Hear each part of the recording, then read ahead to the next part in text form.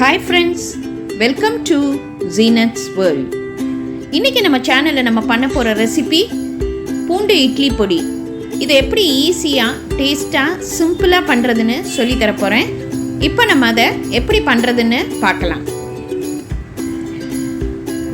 நான் மெஷரிங் கப்ல இந்த கப் அளவு ஃபுல்லா உளுந்து எடுத்திருக்கேன். இப்போ நம்ம அதே அளவு பூண்டையும் எடுத்துக்கலாம். எந்த அளவு உளுந்து எடுத்தோமோ அதே அளவு நம்ம பூண்டு எடுத்துக்க போகிறோம். இப்போ இதை நல்லா நம்ம ஃப்ரை பண்ண போகிறோம். இப்போ நான் இங்கே பேனில் 1 ஸ்பூன் நல்லெண்ணெய் விட்டுக்கிறேன்.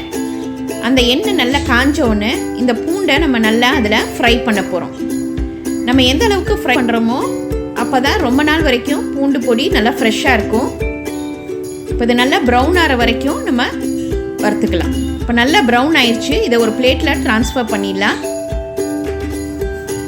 இப்போ நம்ம உளுந்த அதே பேனில் வறுத்துடலாம்.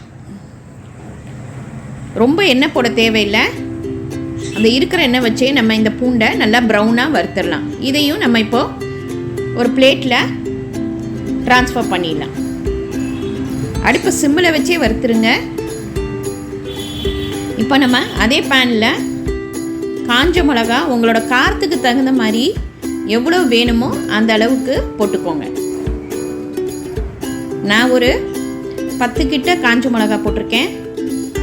அதையும் நம்ம வறுத்துக்கலாம். இப்போ இது எல்லாத்தையும் ஒன்றா சேர்த்து போட்டாச்சு. இப்போ நம்ம மிக்ஸி ஜாரில் எல்லாத்தையும் ஒன்றா போட்டுட்டோம்.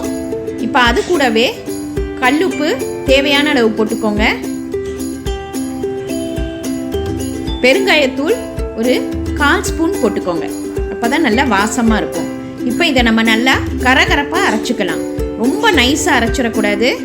இந்த மாதிரி கரகரப்பாக அரைச்சிக்கோங்க.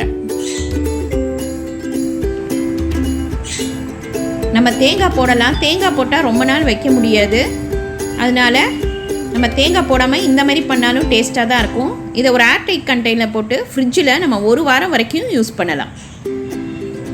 இப்போ இந்த பூண்டு பொடியோடு நம்ம நல்லெண்ணெய் வேணும்னாலும் ஊற்றிக்கலாம், நெய் வேணும்னாலும் ஊற்றிக்கலாம், நம்ம இஷ்டம். இப்போ இந்த பூண்டு பொடிக்கு எவ்வளோ தேவையோ அந்த அளவுக்கு நீங்கள் எடுத்து நெய் இல்லைன்னா நல்லெண்ணெய் ஊற்றிக்கோங்க. இட்லி தோசைக்கெல்லாம் செம்ம டேஸ்ட்டாக இருக்கும். இதை சட்டுன்னு நம்ம செஞ்சிடலாம். இது ரொம்ப ஈஸியான ரெசிபி. இன்றைக்கே இதை ட்ரை பண்ணி பாருங்கள். லைக் பண்ணுங்கள், ஷேர் பண்ணுங்கள், ப்ளீஸ் சப்ஸ்கிரைப் பண்ணுங்கள், உங்கள் கமெண்ட் எனக்கு அனுப்புங்க. தேங்க்யூ.